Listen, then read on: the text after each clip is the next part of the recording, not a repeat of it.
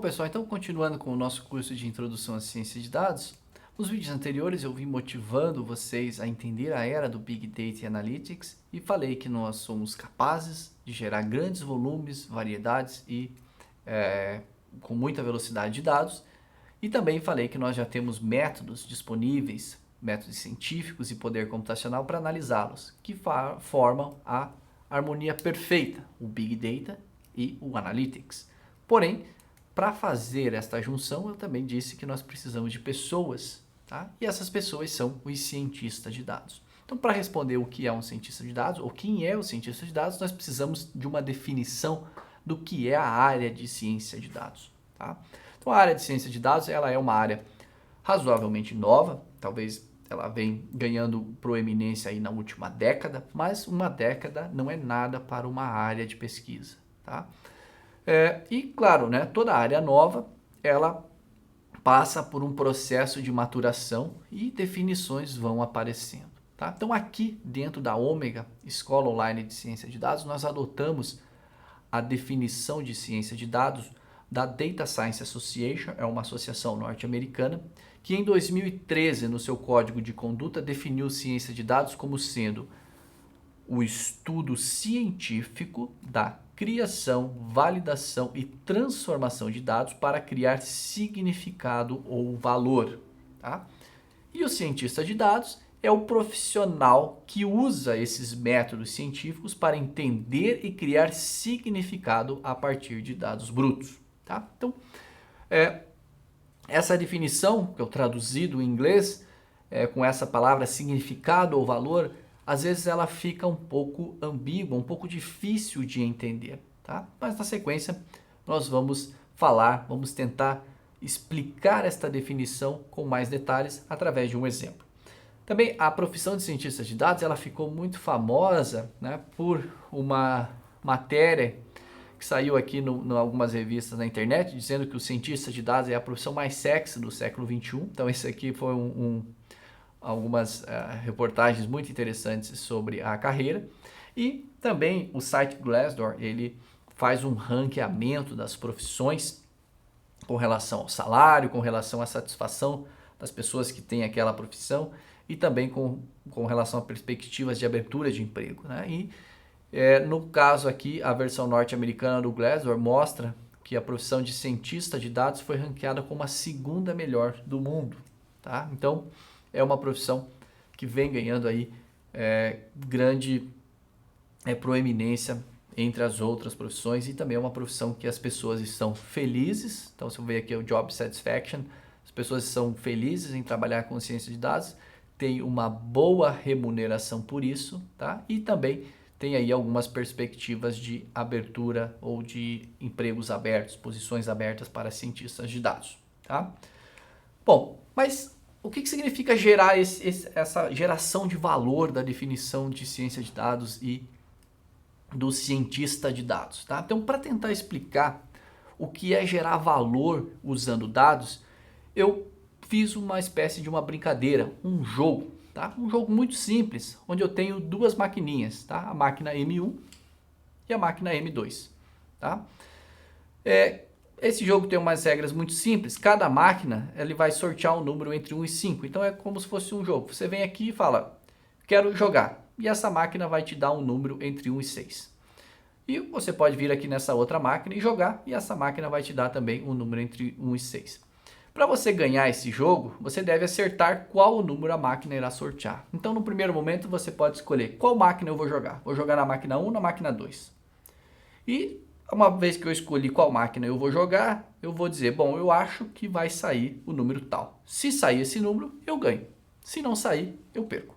Tá certo? Então, muito simples. É um jogo muito simples, só para a gente ilustrar a ideia de eu tenho um problema.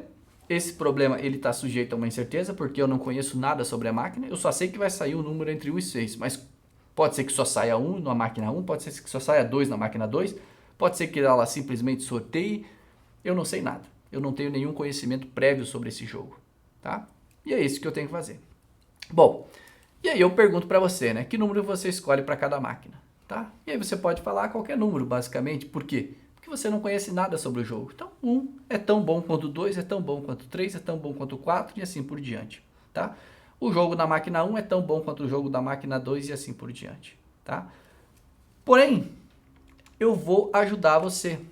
Eu vou falar assim para você o seguinte, olha, você pode jogar 100 vezes em cada máquina e anotar os números que saíram. Então, por exemplo, eu joguei com a máquina 1 a primeira vez e saiu o número 4. Depois eu joguei novamente e saiu o número 2. E assim eu fui e eu coletei todos esses dados aqui. Tá certo? Então esses dados estão fazendo o quê? Estão me mostrando como é o comportamento da máquina 1. E eu fiz a mesma coisa aqui também na máquina 2. Eu joguei uma vez, saiu o número 5, saiu o número 3, 4 e assim por diante. Então agora você está numa fase intermediária. Você tinha um problema, você não sabia nada sobre aquilo. Mas você teve a capacidade de coletar alguns dados sobre aquilo. Está aqui. Mas note que, apesar de você ter ajuda, ainda você não tem uma ação. Tá? Qual número eu escolho? Qual máquina eu jogo? Jogo na 1 ou jogo na 2? Se eu jogar na 1, qual número eu jogo? Se eu jogar na 2, qual número eu jogo? Então está faltando gerar o valor. Né? Essa é a parte de gerar valor, gerar significado a partir de dados usando métodos científicos. Então, o próximo passo é realmente você gerar o valor. E aí, o gerar o valor, aqui no meu exemplo muito simples, foi simplesmente construir um gráfico de barras ou você pode pensar aí um gráfico de frequências. Tá? Então, o que eu fiz aqui? Basicamente, eu contei, olha, das 100 jogadas, quantas vezes saiu o número 1? Das 100 jogadas, quantas vezes saiu o número 2, número 3, número 4, 5 e 6 para a máquina 1 e a mesma coisa para a máquina 2. Então agora, se você tem a prerrogativa de escolher em qual máquina jogar, qual você vai escolher? Bom, se eu olhar aqui, ó, todos os valores têm, vamos dizer assim, uma frequência muito parecida. Enquanto que se eu olhar aqui, o número 4, ele sobressai dos demais. Então, se eu tiver que escolher se eu tiver a prerrogativa de escolher um jogo, qual que eu vou jogar? Bom, eu vou jogar o M2. E no M2, qual o valor que eu vou apostar? Eu vou apostar no 4. Por quê? Porque é o que parece ter mais chance de sair. Tá certo? Então, eu peguei um problema que eu não sabia nada, eu coletei algum dado sobre ele, mas só o dado não me ajudou. Eu tive que colocar alguma forma de análise nesses dados. No caso, uma coisa muito simples, que é um gráfico de barras. Agora, só de ter o gráfico de barras, eu já falei, opa, se eu tiver que escolher um jogo, eu vou escolher o 2, e o valor que eu vou escolher é o valor 4. Por quê? Porque ali é o que vai maximizar, ou vai me dar mais chance de eu ganhar este jogo. Tá? Então, essa é a ideia de gerar valor. Então, lá na definição de ciência de dados e na definição de cientista de dados, o gerar valor é criar algum esquema de análise que permita uma ação mais assertiva em algum sentido, beleza? Então, ciência de dados é isso, é você analisar dados para aprimorar, seja um produto, e note, uma tomada de decisão é um produto. Tá? Se você estivesse num cassino, você poderia grosseiramente vender uma estratégia de jogo. Olha, entre essas duas máquinas você vai sempre nessa daqui e aposta sempre no 4. Tá?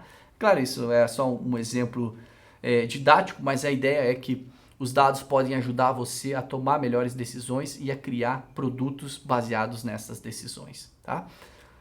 Para fazer isso, você precisa sempre de matemática, probabilidade, estatística. Você vai precisar de poder computacional, que vem da ciência da computação, e você precisa entender do negócio, você precisa entender o que é. No meu exemplo simples, você precisava entender o que era o jogo. E aí você coletou dados, você processou esses dados, e com isso você usou a matemática, a probabilidade estatística, você usou um computador para processar esses dados, por mais que fosse um conjuntinho de dados bem pequeno. Então você uniu essas três áreas e criou um valor. Tá? Um valor é tomar uma melhor decisão. Beleza? Então, fecho esse vídeo e aguardo vocês no próximo vídeo.